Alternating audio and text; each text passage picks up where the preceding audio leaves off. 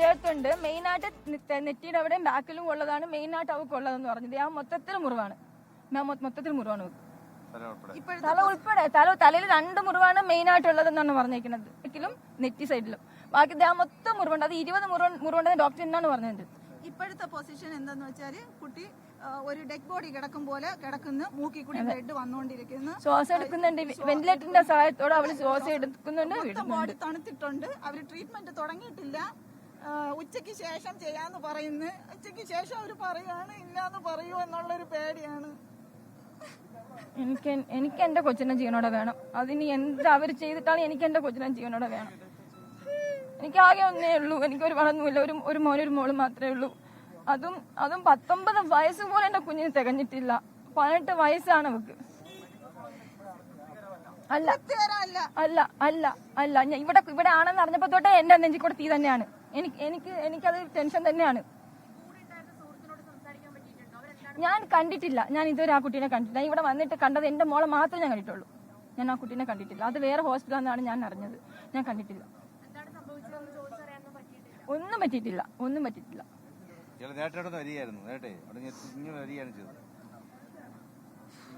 ഞങ്ങള് പഞ്ചായത്തിന്റെ പ്രസിഡന്റാണ്. എനിക്ക് ഒരു കാര്യം പറയാനുണ്ട്. വളരെ പാവപ്പെട്ട കുടുംബമാണ്. ഗ്രാമപഞ്ചായത്തിന്റെ ലൈഫ് ഭവന പദ്ധതിയിൽ ഒരു വീടാണ് അവർക്ക് കിട്ടിയിട്ടുള്ളത്. ഈ വളരെ ബുദ്ധിമുട്ടുള്ള 3 പെൺമക്കളുള്ള ഒരു കുടുംബം. അതിൽ നിന്നൊരു കുട്ടിയാണ് ഈ പ്രിയ ബാംഗ്ലൂരിൽ പോയിട്ടാണ് ഈ കുഞ്ഞുങ്ങളെ വളർത്തിയത്. അതിലൊരു മകനുള്ളത് ബാംഗ്ലൂർ തന്നെ ജോലി ചെയ്യാണ്. മോളാണ് ഈ എറണാകുളത്ത് ഹസ്ബൻഡിന്റെ വീട്ടിലാണ്. അവിടെ നിന്നാണ് ഇങ്ങോട്ട് വന്നിട്ടുള്ളതെന്ന് അറിയുന്നു. പക്ഷെ നമ്മുടെ ജനപ്രതിനിധികളെന്ന നിലയിൽ ഞങ്ങൾക്ക് വളരെ ദുഃഖമുണ്ട്. ഒരു സ്ത്രീക്ക് സുരക്ഷിതത്വം ഇല്ലേ റെയിൽവേയിൽ എന്നാണ് ഞാൻ ചോദിക്കുന്നത്. പല സംഭവങ്ങൾ ഉണ്ടായിട്ടും അതിനൊരു പരിഹാരം കാണാൻ ഗവൺമെന്റ് ഇടപെട്ടേ പറ്റൂ. അടിയന്തരമായി ഇടപെടണം. ഇവർ വളരെ പുവർ ഫാമിലിയാണ്. അവരെ സംബന്ധിച്ച് ചികിത്സയ്ക്ക് വേണ്ടുന്ന ഫണ്ടും മറ്റു കാര്യങ്ങളും അവരുടെ കയ്യിലില്ല.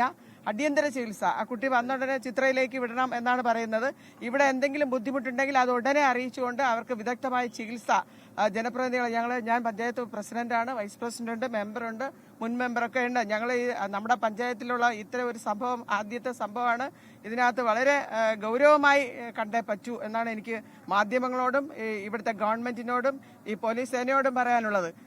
ഡോക്ടർമാരും അതെ, ഞങ്ങൾ വന്ന് ചോദിക്കുമ്പോൾ പറയുന്നത് നാളെ രാവിലെ മാത്രമേ ഇതിനെക്കുറിച്ചുള്ള ഒരു വിദഗ്ധമായ അഭിപ്രായം പറയാൻ കഴിയൂ എന്ന് പറയുമ്പോൾ ഞങ്ങൾക്ക് മറ്റ് ഡോക്യുമെന്റ്സ് ഒന്നും തന്നെ ഞങ്ങളെ കാണിച്ചിട്ടുമില്ല. ആ സാഹചര്യത്തിൽ അടിയന്തരമായി സർക്കാർ ഇതിനകത്ത് ഇടപെട്ടേ പറ്റൂ. ഇതുപോലുള്ള ഒത്തിരി പെൺകുട്ടികൾക്ക് ഇന്നത്തെ ഈ ആധുനിക കാലഘട്ടത്തിൽ പെൺകുട്ടികൾക്ക് സ്വതന്ത്രമായി യാത്ര ചെയ്യാൻ നിവൃത്തിയില്ലാതെ വരുന്നത് ചോദ്യം ചെയ്യപ്പെടേണ്ടതാണ്. അതിന് പരിഹാരം ഉണ്ടായേ മതിയാവൂ എന്നാണ് എനിക്ക് ഈ അവസരത്തിൽ പറയാനുള്ളത്. ആ കുട്ടിക്കും ആ കുടുംബത്തിനും വേണ്ട നീതി ഉണ്ടാവണം. കുറ്റം ചെയ്ത ആളിന് തക്കതായ ശിക്ഷ ഉണ്ടാവണം എന്ന് പറയാനാണ് ഈ അവസരം ഞാൻ ഉപയോഗിക്കുന്നത്. ബന്ധു അല്ല, അവളുടെ കൂട്ടുകാരിയാണ്. ഞാൻ കണ്ടിട്ടില്ല അവരെ. ഞാൻ കുട്ടീനെ കണ്ടിട്ടില്ല. ഞാൻ ഈ എന്റെ കുട്ടീനെയാണ് ചവിട്ടി ഇട്ടെന്നത് ഞാൻ കാണുന്നത് ഇൻസ്റ്റാഗ്രാം വീഡിയോ നൈറ്റ് ഇന്നലെ 11 മണിക്ക് 11:30 ഞാൻ ഫോൺ എടുത്ത് വെച്ച് വെറുതെ നോക്കുമ്പോ പേരൊന്നുമില്ല, ജസ്റ്റ് വീഡിയോ.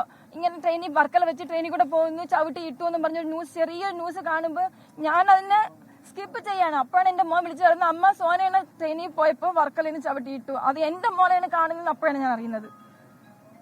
അന്ന് ഞാൻ അറിയുന്നില്ല. എന്നിട്ടാണ് ഞാൻ ഇവിടെ വരുന്നത്. ആ കൂടെ ഉണ്ടായിരുന്ന കുട്ടീനെ ഞാൻ കണ്ടു. ഈ നിമിഷം ഞാൻ അതിനെ കണ്ടിട്ടില്ല. അമ്മേന്റെ അടുത്ത് പറഞ്ഞിട്ടുണ്ടായിരുന്നു. അമ്മയാണ് എന്റെ വീട്ടിലുള്ളത്. ഞാനില്ല അവിടെ. അമ്മേന്റെ അടുത്താണ് പറഞ്ഞിട്ടാണ് വന്നത്. അവള് ഒരാഴ്ച വന്നിട്ടാണ് പോയത്.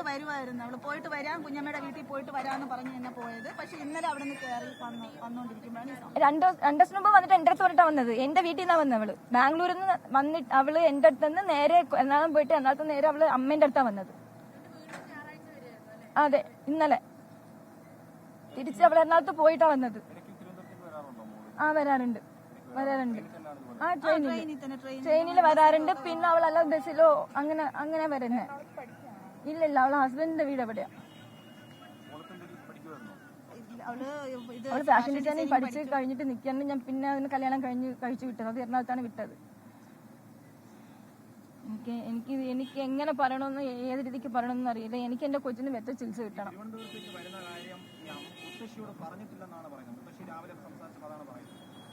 അമ്മേന്റെ അടുത്ത് പറഞ്ഞിട്ടുണ്ടായിരുന്നു. പക്ഷെ അമ്മയ്ക്ക് ആ ടെൻഷനിൽ അമ്മ മറന്നു എനിക്കറിയില്ല. പക്ഷെ അമ്മേന്റെ അടുത്ത് പറഞ്ഞിട്ട് അവള് വന്നേന്നാ പറയുന്നത്. അവരെ കാരണം അവള് വന്ന വീട്ടിലുള്ളവരുടെ അടുത്ത് ചോദിച്ചാൽ അറിയാം.